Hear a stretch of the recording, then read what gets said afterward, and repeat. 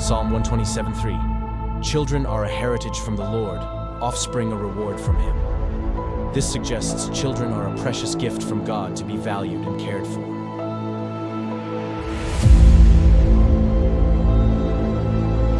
In the United States, a child a minute is taken into DHS, CPS, and so on custody. The reality is their pics are already selected, you just don't know it. Being perfect no longer matters. It's what the adopting families are looking for.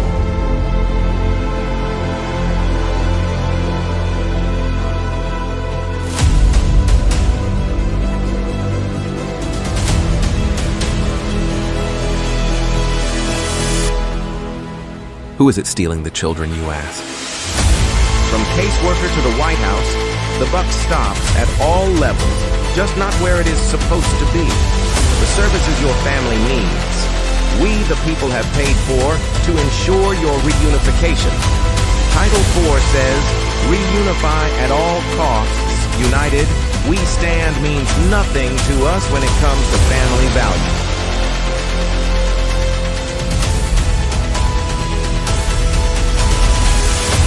Children are being ripped away from their families. Parents are reverting to addictive behaviors to cover the pain. The trauma caused by child removal is just being recognized, and the results are atrocious. Termination of parental rights is not healthy for anyone, just profitable for the people enforcing the line.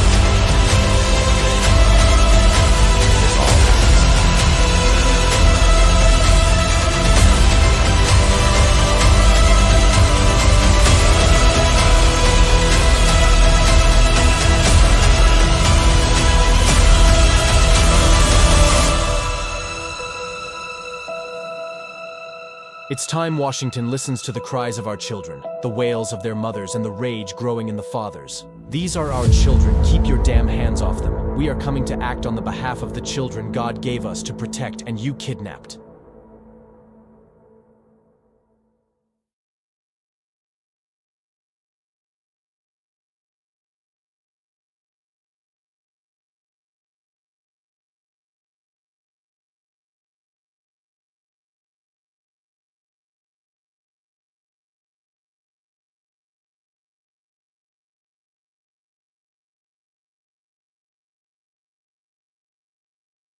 Of a person, important time to create morals, fundamentals, and skills necessary to be a success. Instead, the trauma CPS creates in these young minds set a path of disaster, and statistics prove it. In nearly 90% of their cases, the trauma is unnecessary.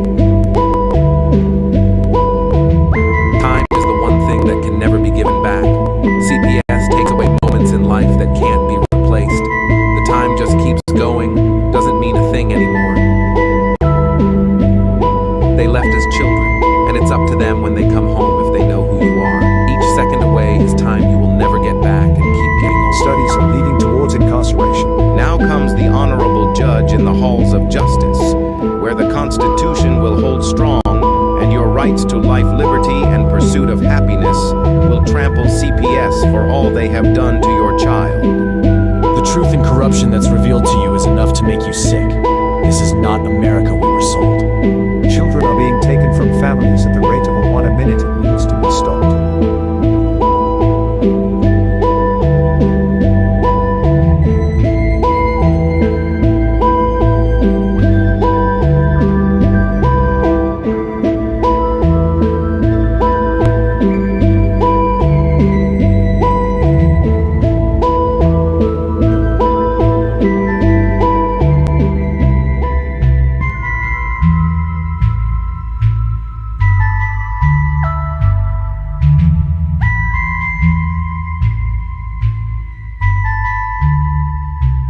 It's time to wake up and abolish CPS.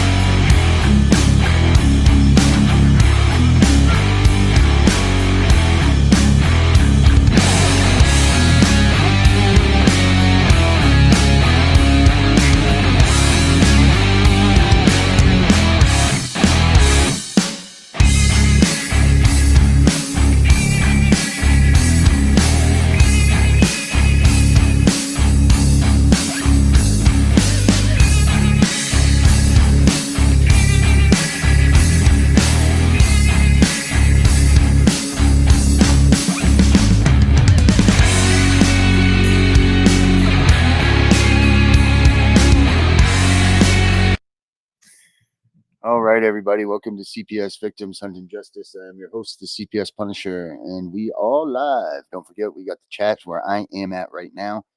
I'm going to move over here in a second. We're going to do that. Hold on a minute here. Let me hide this. I'm going to move over. Oh, big me. We got the chats here, so like, subscribe, do all that good stuff that you can to make sure that we get our podcast out there. Don't forget, we got the call-in number. We got the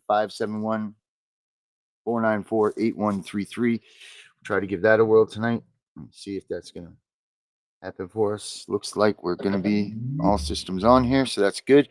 We'll try that. We'll let you guys know when we're ready for you guys to go. Oh my gosh, there's a cat above my head.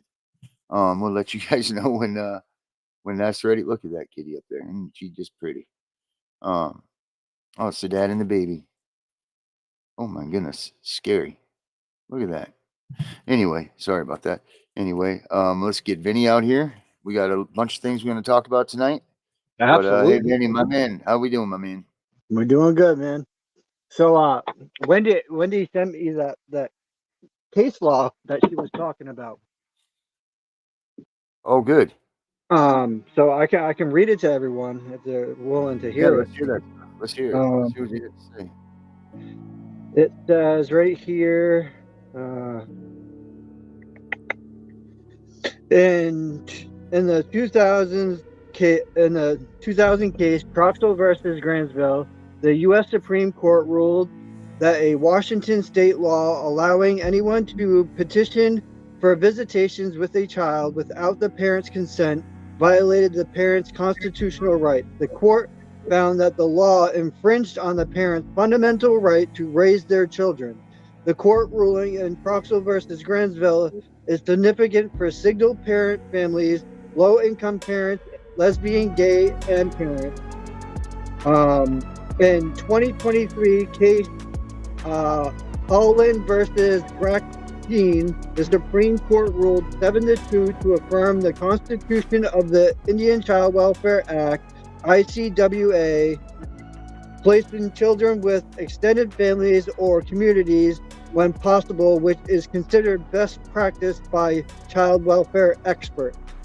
In 5-2 option released Monday, the High Court said because no one parent doctrine allowed the courts to deprive a parent of fundamental rights to control the care and custody of a child is a violation of due process clause of the 14th Amendment. There it is. Hear that, people? What they're doing is illegal. Very. I mean, there's so much case law out there that supports all of these arguments. I mean, it's just getting to be an overabundance of it. But yet they're still, how is it that they're still able to beat us in the courtrooms, right? Like, how are they still taking kids away? How come that kids aren't coming home? Because most of these attorneys are not fighting the way they should be because they're in CPS's pocket. Whether they will not tell you they are, but if you go and you do background checks, and I've learned this from one of my friends. He's done a lot of digging and background checks, and I tell you what, she's come up with a lot of stuff on a lot of caseworkers. Ones that don't even have caseworker experience, but they're still caseworkers.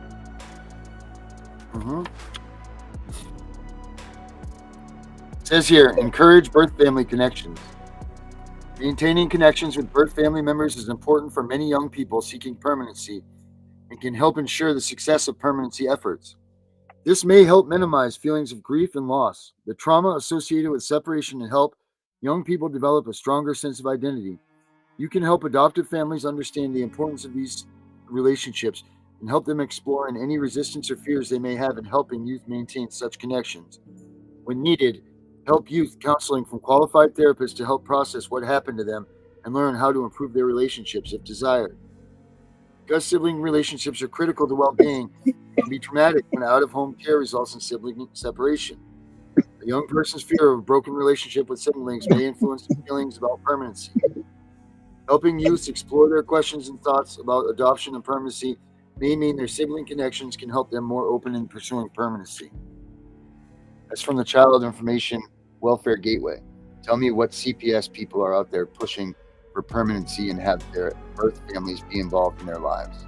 They're not. They're How not do you even feel? pushing it. They're not even doing reunification. Like on Right. mine, on the paperwork I just got today, it says cease reunification, Mhm. and it Yeah. dates it right on that paperwork. Seized reunification. And for what? Because You didn't know that. I would not sign their contract. Right. So how is that not coercion, right? That's coercion right there. So you're not going to contract with them, but then now they're going to say that you get to not see your kids because you won't contract with them. That sounds like blackmail. That sounds like blackmail more than coercion, right? That's more than that. That's bullshit. They want me to do 2 different classes that I refuse to do. I did No, counseling. wait a minute, hold on. Do they want you to do it, or does the court want you to do it? They want me to do it. It wasn't court ordered. They want you to do it. Right. So where's the problem with that? There is none. Right. Well, the court doesn't want you to do it, so you don't have to do it, Benny. Right. Yeah, that's what he's saying. That's what he's saying, crazy old mama. No reunification services at all. They want to seize Benny's reunification. But the courts didn't order this stuff. So that means that they got to go back to a hearing. That means that they've got to go back and then tell the judge that they want to seize reunification and yada, yada, yada. But nothing's changed for you other than the fact that you're becoming less and less guilty in your criminal case, which we can't talk about. But so the only thing that's changed is that they're losing on that side, and they don't like it, man. That's it. They're not liking the outcome of the stuff that I'm finding either. So, Debbie, how long has it been since your daughter has not heard from her caseworker or her son? because it's been a year since we heard about or seen our daughter Trinity. And they stopped that themselves because they've been pulling her aside one-on-one, a 14-year-old kid, one-on-one with a caseworker, without the guardian ad litem present, and talking to her. Mm-hmm. That's coercion right there. How is that not tampering with the witness? That's tampering with a child's mind, especially one that had so much shit done to her. Mm-hmm. See, this is what they do, man. This is exactly what they do. They get away with all this shit, man. They are the abusers of our children. They are the abusers of the children. It's not us as parents. We aren't causing the stuff. They're causing the stuff. They're the ones that are causing the trauma. They're the ones that are causing the grief. They're the one that's causing everything. But yet we're being held at a higher standard for doing nothing wrong. That's not right. And how no politician sees this, how no one sees this at all, no politician to step forward into this arena to help us out is sick. You know, all these politicians just made their rounds, made their, look at me, I'm going to do this and I'm going to run on this. And half of them are lying anyway. But none of them lied to say that they were going to help people with CPS. None of them did that. Nope, because even when I contacted the ombudsman's, the actual, dude, he told me, he goes, I can't do anything in your case, not even for your wife, because you have an open criminal case. Why does that have anything to do with CPS? And why should it? Well, right. It's just crazy. It doesn't make any sense, man. When CPS is the one that forced the criminal. Crazy old mama says they were taking her kids in the chamber. Are you kidding me? And that's against the rules anyway, at its own, isn't it not? Bring the kids into the judge's chamber without you? I don't think you can do that with anybody. You're not supposed to be doing that. Nope. No, it's crazy. This is absolutely asinine. Hey, guys, don't forget we have the call-in number. And that call-in number is right here somewhere. Let me tell you what it is. Shoot fire. I'm sure pretty soon we'll have it all memorized, but right now I do not. So bear with me here while I pull it up for us. All right, it's 571-494-8133. They Yeah, definitely usually do that's that. what we are finding out. That's what we are finding out. We're finding out that the families are always the liars and stuff. The families are the ones that are doing this. Your family that doesn't like you, the family that's mad, the family that's jealous, the family that doesn't like your one that you're married to, all of this stuff. That's who's doing all this, the majority of it. It's good that they're finding ways to slow it down by holding people more responsible for false claims and things like that. If those are really true and that they're really doing that stuff, who knows? We got there. Oh, we got a Mr. Herbert. You want me to bring him out? Yeah, Herbert, come on in the building. Let's go, Herbert. Hello, how are you? Good, Herbert. Good, Mr. Herbert. What's happening, So, Herbert? what's Anything new? good? Any new news? No good news. Anything good with you? No, Vinny was just telling us a little bit about his stuff going on. Oh, We got a okay. couple people out here talking about what's going on with them. Okay. We're doing that. Talked about the call-in line. We got the call-in up. I wanted to mention that Gunner had said something about 10 feet is legal shooting distance. Not legal, but reasonable shooting distance. It's not true. It's 10 yards. The gap in between the person shooting and their perpetrator? Yes, it's 10 yards, not Is 10 that what you're feet. talking about? Oh, okay, I got you. So I 10 couldn't yards, correct that's Gunner. like, that's like taking a yardstick and putting it front to front to front. Right, it's 3 steps, right? 10 yards, 3 Yep. yards a step. Yep. 10 yards. So if you're within 10 yards and you have to take down 30 a feet. person because the person is threatening your life within 10 yards, you're good. Once you go 15, 20 yards, you're going to have to explain that. Oh, going the opposite way, you're talking. Yeah, in other words, the person is, But I say, think 20 yards away. Are they really a threat at 20 yards? That's how the court's going to look at it. But they're not going to question you within 10 yards. Well, I think Yeah, the whole crazy. bottom line of that whole comment was just that it's 3 steps, and you're not going to have time to cock back if you have. If you're 10 yards away, if you're 10 yards away, the person it's going to be 3 steps can't make it 10 yards. Yeah, they did the same thing to me, crazy. Yeah, 3 yards a step, 9 feet in between legs. Yeah, Twice they did it. and then he mentioned something about pulling a gun out of a holster. A lot of people don't always wear guns in holsters. They have them in their pants. They have them in the front of their Well, pants. either way, what his point was that he said that you don't have time in that 10 yard, that death zone. You do not have time to draw your weapon, cock your weapon, point your weapon, and shoot accurately. You don't have time in that. Yeah, I have to disagree. Because, first of all, generally, most people's weapons are already loaded and chambered. Generally, Yeah. And a lot of people, they practice. So therefore, I mean, if you don't practice, that's your fault. But they practice. They do dry fire at home. And a lot of times you would do it, you pull up, if you're right-handed, you would pull your shirt up with your left hand, pull the gun out with your right hand, that quick. right. Jared, Crazy wants to know if she could call you later. Yeah, absolutely. She's got to go meet with her team. Yeah, absolutely. She I had just my wanna- number. I She just know how to wanna- get in touch with me, right? Well, you got the call-in number right there on the screen. Yeah, you could call in the call-in number if you don't. I think that she does have my information though. Yeah. But yeah, call the call-in number too. I'll answer it. I just wanted to comment on that because I couldn't comment at the time with Gunner while he was on. Oh yeah. Yeah, I don't care. If you guys want to add me, I'm okay with that. That's up to you guys. I'll be up for a little bit. Probably until about 11:30. All right. I gotta people go do fill in a know- hole tomorrow.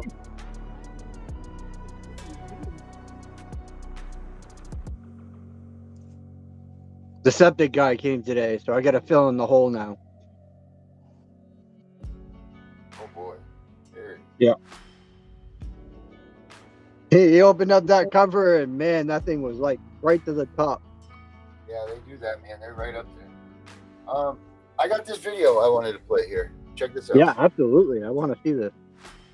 Check this thing out. Hold on. Let me So see where it went to we're here. finished talking about the gun thing. We got you. No, you're saying that. I mean, I disagree with you about that because I've seen those. I've seen that stuff about the stepping in the 3 steps is 10 yards. That's the amount of time, and it's only like 2 seconds. You don't have time to do anything in there except for pull and shoot. So You would know, but you would know that you're in a situation where you would have to maybe protect yourself beforehand, just based on the conversation. Maybe you would know. So. You would know. It would depend on the situation here. That's true. Yes, it does depend on the situation, and you can't shoot somebody because they're taking your car.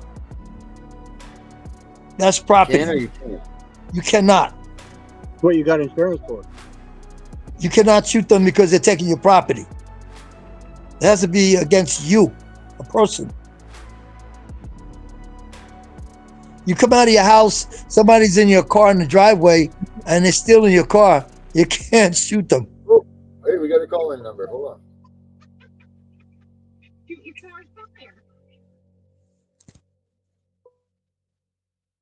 They won't get very far riding on the rim.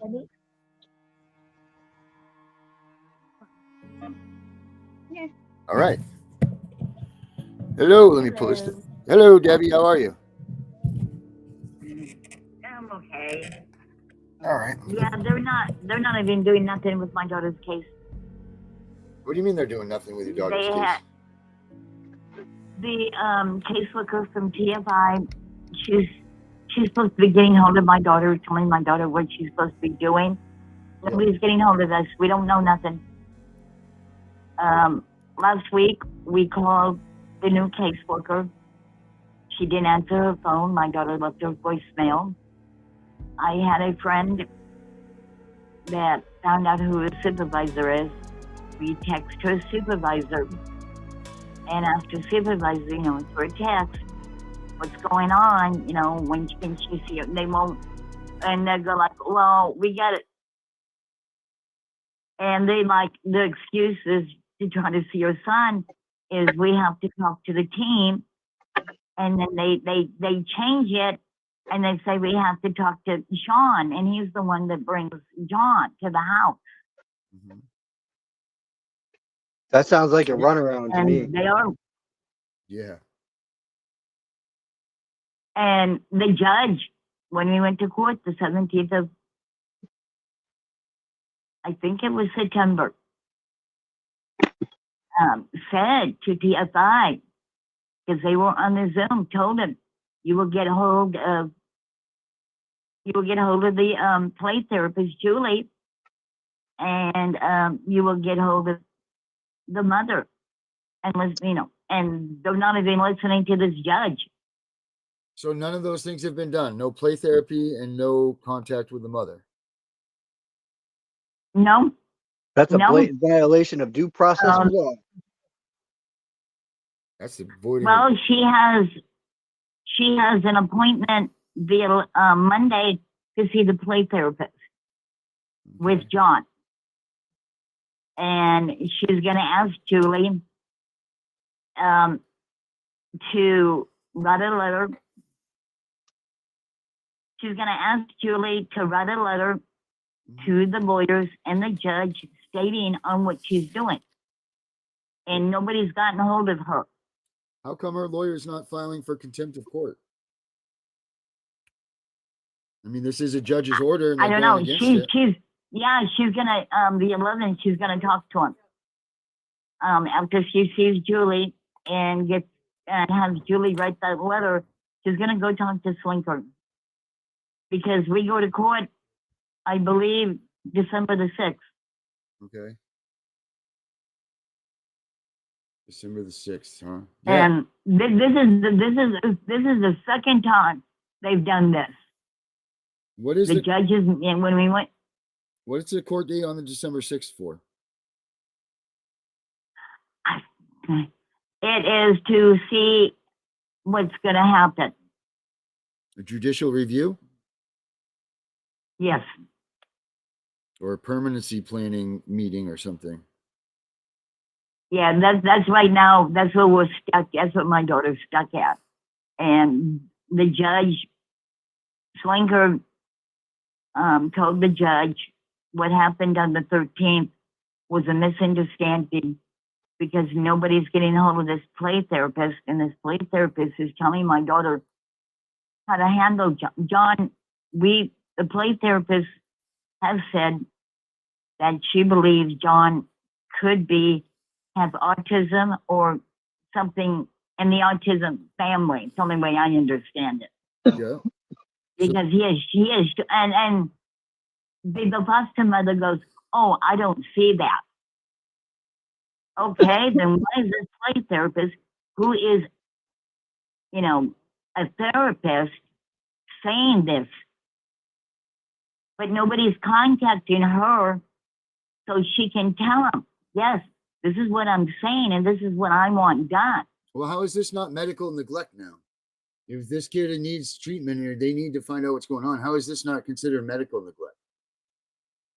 That's what she's gonna do. She's gonna go tell after her play therapist.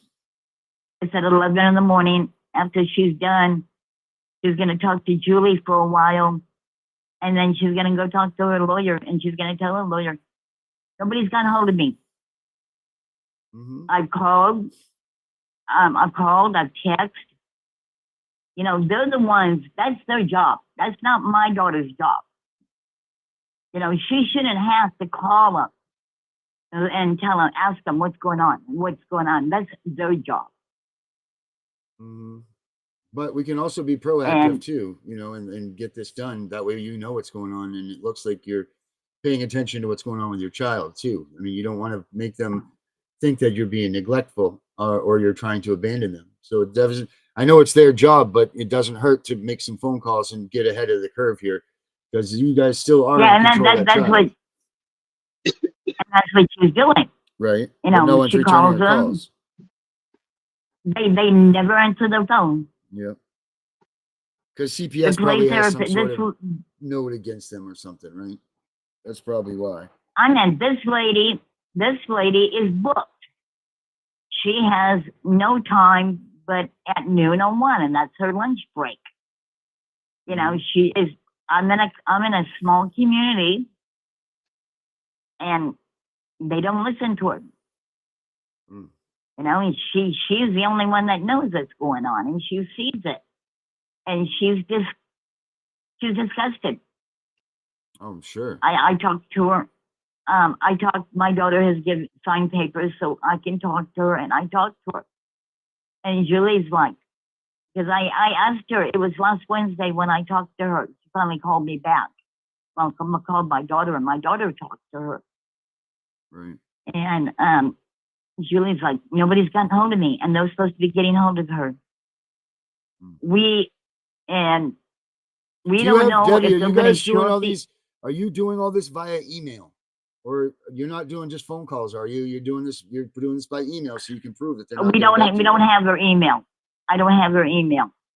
Well, you need to get it because you need to make sure that you do all of this via email. That way, you can prove that no one is responding to you, because you're going to try to do a phone call. Phone call is going to be he said, she said stuff. You start writing letters via email, you can prove that no one's getting back to you. Oh, okay. Have Marissa get Heather's email. Because it's just, this judge is getting disgusted. Well, the judge getting disgusted is good for you. And this is what she said on the stand. I don't care about CPS. I don't care about TFI. I care about Jonathan Bell. Mm-hmm. And she told that lady that was on the Zoom, because she's 3 hours and 30 minutes away. Mm-hmm. She's in Topeka, Kansas. Yeah. And it's just, I don't know. Yeah, I think Darren. I think Darren hit the nail on the head with this, Debbie, because I just looked it up and to see what Google had to say about it. and it does state you need to file a contempt of court order. You can file it, or your attorney can file it, and it states it. Okay, That is I will. statewide. Yeah, I'll have my daughter tell the lawyer that, because they did this the last 2 months. They didn't do nothing, and I believe now the judge is getting mad. Yeah, well, You know, once the judge orders, she gave them an order. yeah, once the judge orders Oh, go this ahead. stuff, once the judges order this stuff, they take it very, very, very as disrespectful as it gets. If you don't do what the judge orders, they get pissed. And if you have the opportunity to throw CPS into that chamber and let them get a little hoorah on them, then you need to do it. Hold them for contempt of court, and make it known that you guys are paying attention. Because right now the judge probably thinks that no one's paying attention to that poor boy. That's what that judge wants to see more than anything, is someone paying attention and coming to that kid's rescue. So you need to email people. You need to make sure that you stop calling. You need to email everyone so you have these copies. And you need to file a contempt of court order. Absolutely. No more Yeah, I phone mean, calls. right now. Yeah, okay. My daughter's got a friend that knows how to do all that stuff. Okay, good. And it's just right now we're in limbo. Yeah. Well, They're that's the thing. supposed to. Is you need to make the action happen, because no one else is doing it. They're not doing it. You need to do it. You need to start being the one pushing forward into this stuff. And if they don't respond to you, call them back. Or email them back. If they don't respond the next day, email them back. Keep emailing them until they answer you. They have to answer you. Don't let them off the hook. Okay. Don't let them wait, because your grandson will become lost in the system, and he won't get the help he needs. He'll get adopted out because they'll say you guys abandoned him. You get all kinds of nasty things by nobody communicating. So you guys need to take the Trojan horse here, and you guys need to start doing the communicating, but do it by email and make sure everybody sees that you're emailing everybody. So make this their fault. Don't let them be able to slip through the cracks and make it your fault. You make it their fault. So email always, and email everybody. I would email everybody and say, everybody that's in your case, send them all an email and say, listen, this is the only way that we're communicating from this point forward. Don't call me, don't text me, don't nothing. We're doing email. That's it, period. Then you can go to court and you can prove to them that they're either ignoring you or they're not doing what they're supposed to be doing. But you guys have been putting forth an effort to make sure that you do what you guys need to do for your grandson. And it says to make sure you have a copy of your court order that you got, stating they were supposed to do all this. Yeah. Because that backs your contempt of court order. Mm-hmm.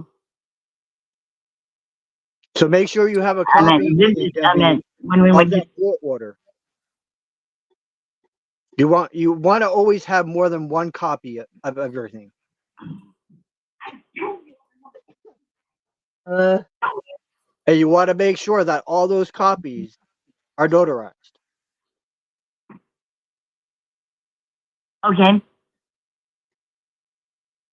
You got all this written down? Well, she can go back and watch it again. That makes it an official document when it's notarized by a notary of the public. That's right.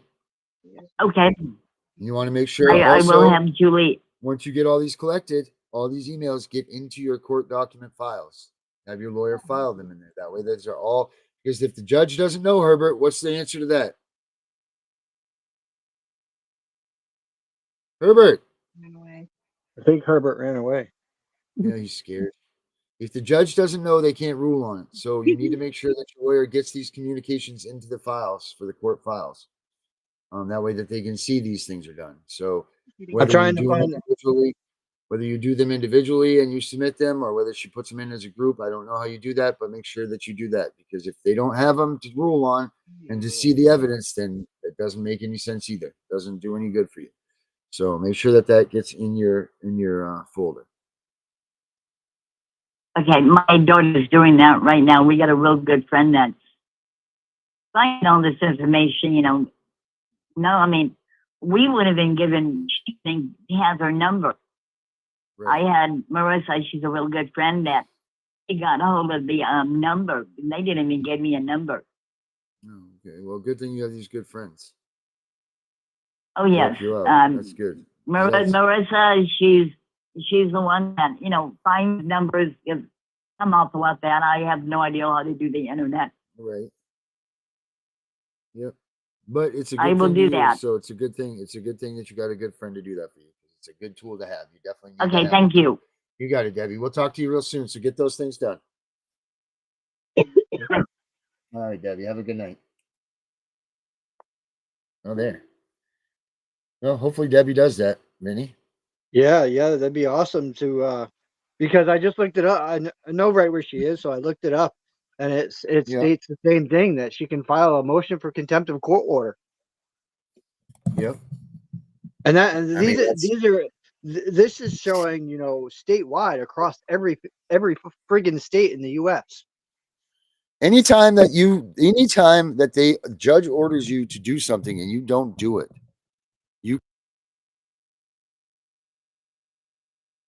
We lost you.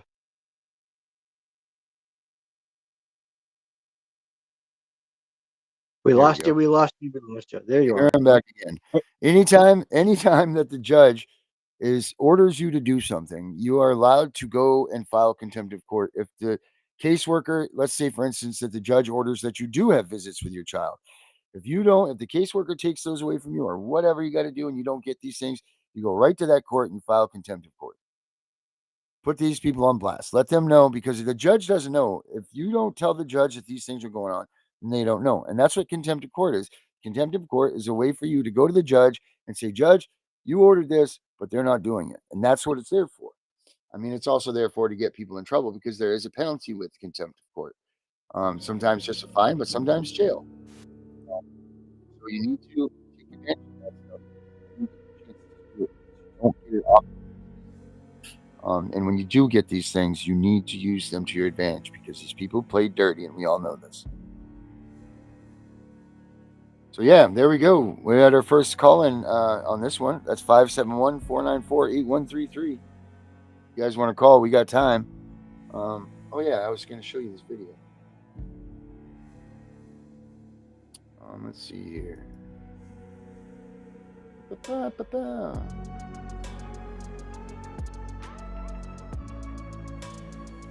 I'm looking it up right now to see if I can find it, because I feel I should be able to follow them. Find this video here.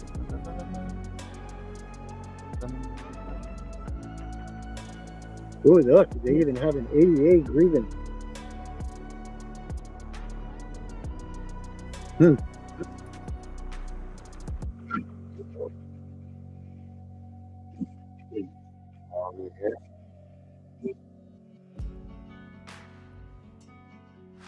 Here we go.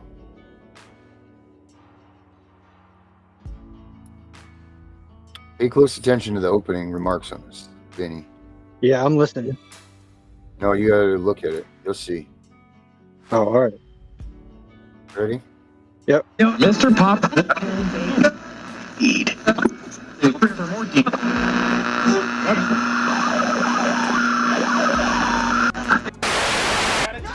They don't want you to know what's going on, because if you did, you would rebel. You would fight back. What I present is not good news.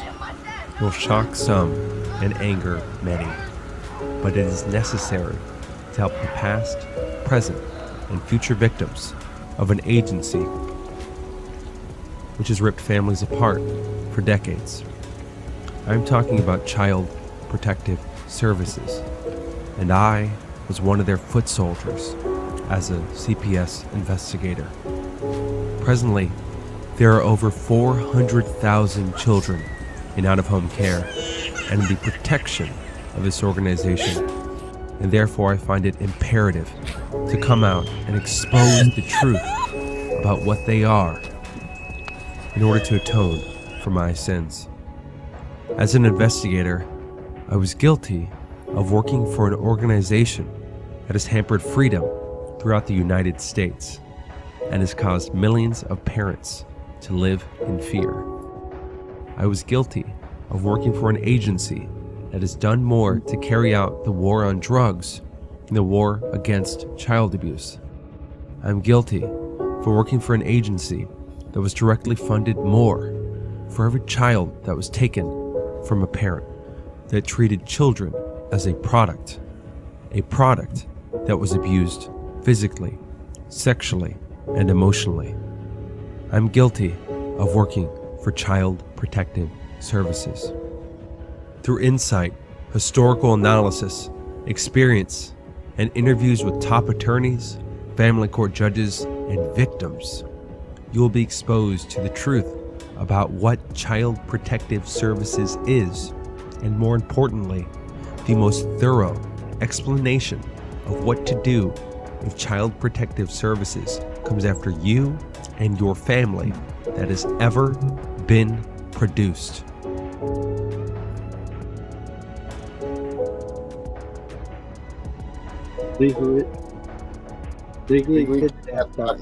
Why did Amazon send me $20,000? Because did you read the beginning? Mr. Pop. The state must declare the child to be the most precious treasure of the people. As long as the government is perceived as working for the benefit of the children, the people will happily endure almost any curtailment of liberty and almost any deprivation. Did you see who wrote that? Yeah.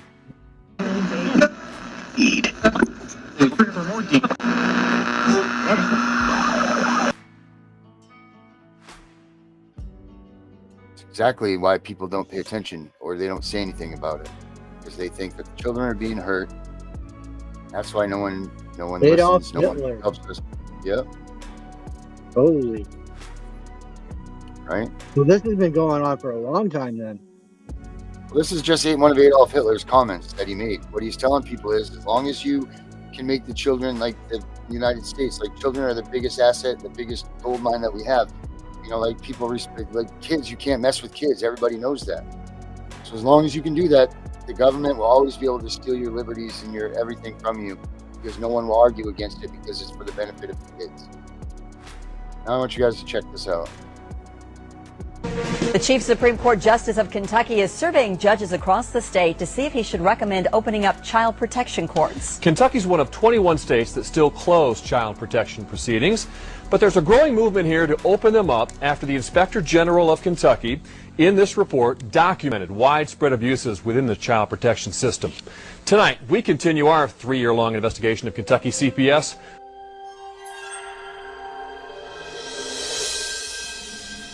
Please welcome our good friend, Senator Nancy Schaefer.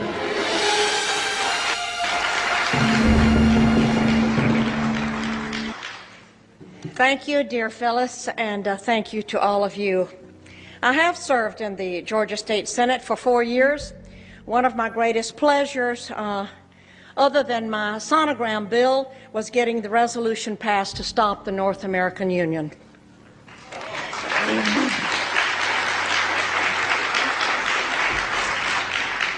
However, for 4 years, I have been confronted with families struggling to remove their children from the clutches of Child Protective Services. I wrote a scathing report last year on the corruption in Child Protective Services, and an update and copies are out on the table. The Department of Child Protective Services has become a protected empire built on taking children and separating families.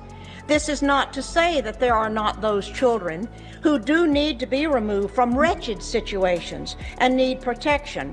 However, my report is concerned with the children and parents caught up in legal kidnapping. Having worked with probably 300 cases statewide and hundreds across the country, and in nearly every state, I am convinced there is no accountability in Child Protective Services. The Adoption and the Safe Families Act, set in motion first in 1974 by Walter Mondale and later in 1997 by President Bill Clinton, offered cash bonuses to the states for every child they adopted out of foster care.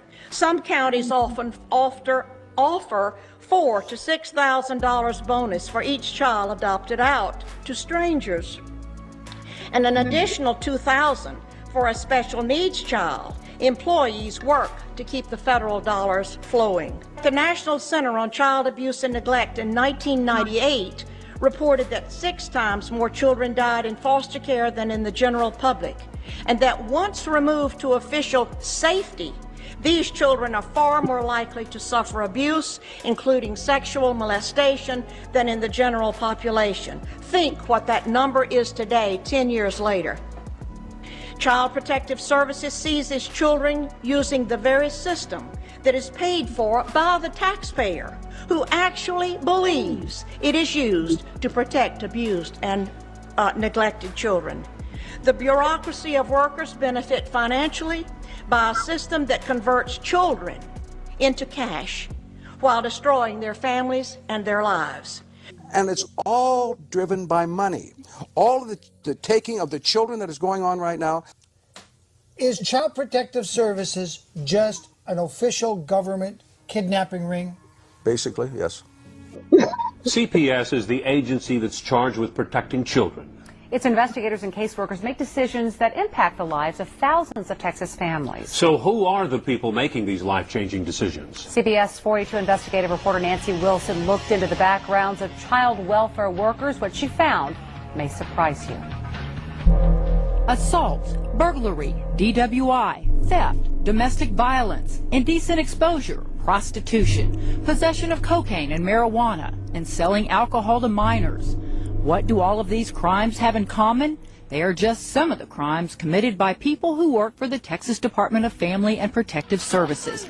That's right, the agency in charge of protecting Texas children. We found more than 370 employees have a criminal background. Some have direct contact with foster kids. David Mendoza pled guilty to assault with bodily injury to a family member and violating a protective order. He's a CPS supervisor in El Paso. Richard Landon was arrested for indecent exposure in 1997, and in 1994 he was arrested for prostitution after soliciting an undercover cop. He also works for the Texas Department of Family and Protective Services. The removal of more than 400 children from the FLDS ranch in West Texas has put Child Protective Services under the microscope. That case has led others to wonder if they could do that to FLDS children. Can CPS do that to my children? CPS 42 investigative reporter Nancy Wilson shows us one family who says the same thing happened to them, and 8 years later, they're still trying to clear their names. And you take 13 kids. Gates was shocked to find CPS workers in his home uninvited. That opened my eyes to a whole new way of government. Especially when CPS refused to leave. In my being naive, I really kind of fell back on this Fourth Amendment thing. You know, you're kind of raised that you had protection in the home. Gates said it didn't matter. At the end of that day, 6 deputies and 5 CPS officials came into our house and removed all 13 children in emergency taking. One by one, all 13 of the Gates children were removed from their homes, loaded into a paddy wagon, and taken to foster homes. That's wrong. It was done without a court order under what's called an emergency removal. The law allows it only when there's a danger to the physical health and safety of a child and the need for approval is necessary. What was the danger? The reason they later on said in court is, well, we felt Mr. Gates was uncooperative. And his uncooperativeness with us put the children at risk. First thing Monday morning, the Gates were in court. The judge ordered CPS to return the children immediately, but to be safe, the judge ordered an independent evaluation. Psychologist Jay Bevan conducted the home study. He wrote a glowing report, concluding with, "I've never said this about anyone I've ever evaluated. I admire the Gates. I would not hesitate to place my own children in their care." According to court records, CPS's response was both the department and CASA have found Dr. Bevan's report disappointing. You would think they'd be saying, you know what, this is great. We don't need to be involved here. Let us go on to somewhere else where there is some real issues. But instead, they say, well, we're disappointed.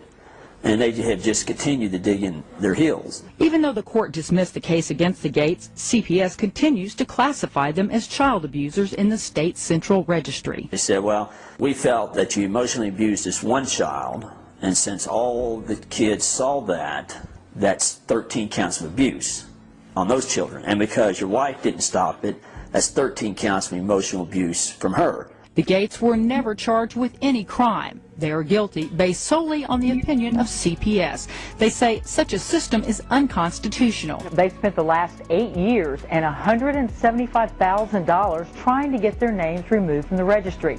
And like them, a number of parents have appealed. They've increased 265% in the past 2 years. Now, it can be a lengthy and sometimes expensive process, but the Gates say it's worth it to clear their name. So I took him out of that school and I put him in another school. Everything was fine for a while until they got the records from the other school. Then the same thing happened. They started calling me at work saying, Vincent won't sit still, you need to come in and have a meeting.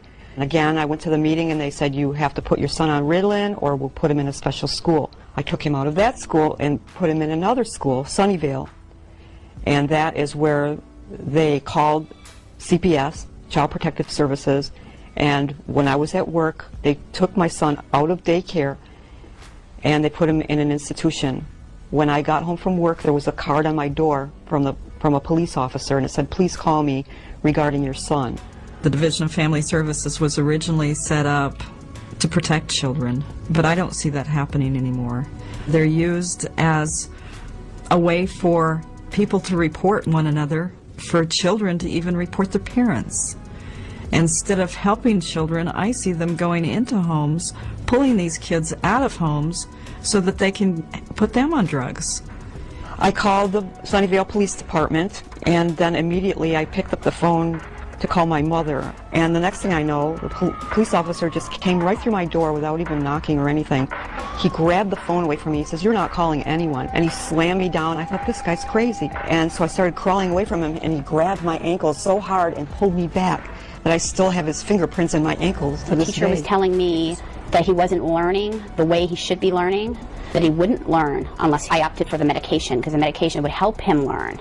I unfortunately at that point kind of bowed down to the school and what they were saying and the pressure they were putting on me, and I, went with the drugs. Approximately 10% of boys from ages 6 through 12 or so are taking psychotropic medication, and this is just an appalling statistic to me as a parent and as a physician. In the early 90s, there was a huge spike in children being diagnosed ADHD and subsequently being put on Ritalin. At that time, several things happened.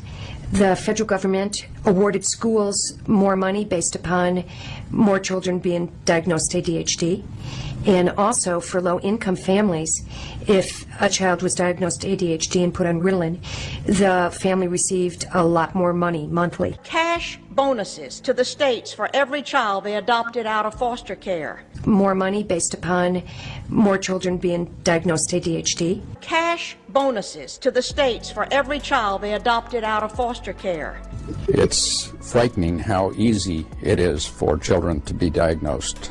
They are being diagnosed by school teachers and by school personnel of all types in all school districts across the country. Remember the case of Vanessa Shanks, who had her kids taken away, and when she fought back, saw her relatives' kids taken away, and when she won her appeal, saw her attorney's child taken away? These former CPS workers say that kind of retaliatory power is common, and in this secretive one-side system, they can take your kids away right now if they want to and get away with it.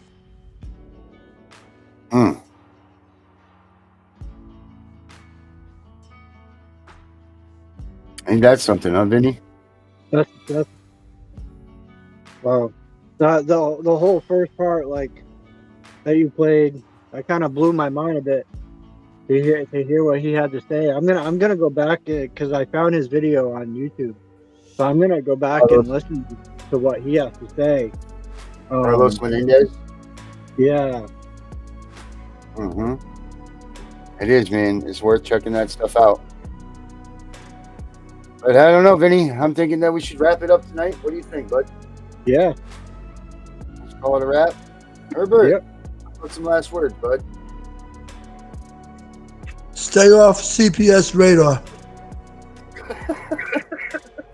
All right, Herbert. Vinny. I'm gonna follow along them lines. Avoid being a target of CPS and keep fighting, you guys. It's time to rise up.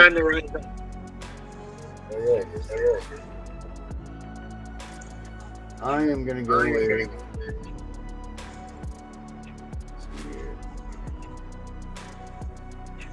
I'm gonna go with this right here. You know, you need to pay attention to what CPS is doing, because their tactics are all about stealing your kids and not helping you.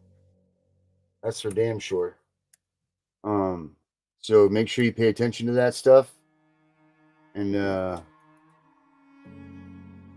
they come to your door, just remember, Remember what we teach you here, because this stuff that we're teaching you here is real, and you're going to be able to use it. You're going to have to use it one day.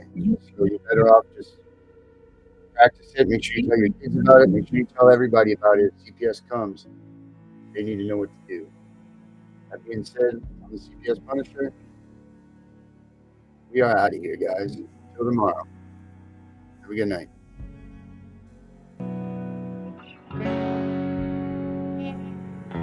The world getting crazy, baby, chill. Don't medicate, just meditate. You waking up now, well, babe, you hella late. Educate, look at what's going on, let it resonate, accelerate.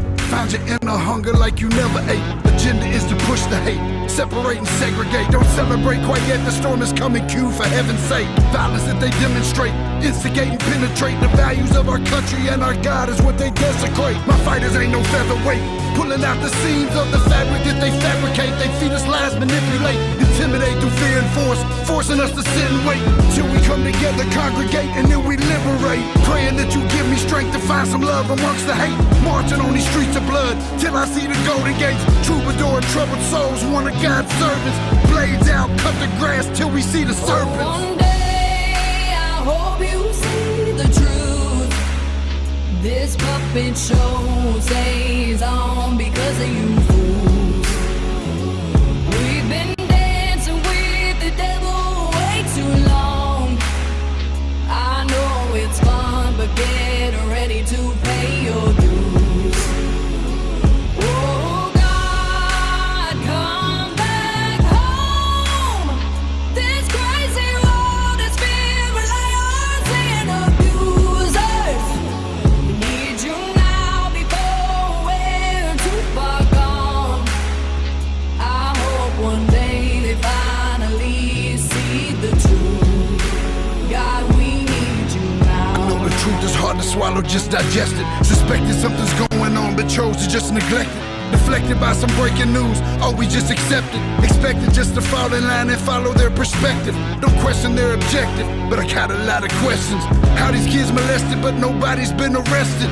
Read it in the testament, these children are protected. So I'm fighting all these terrorists, both foreign and domestic. Refuse to be directed, blind, not a sheep. Only kneel to my God, so I'm dying on my feet.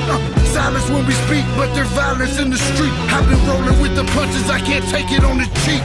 Drink from a glass half full, I'm optimistic.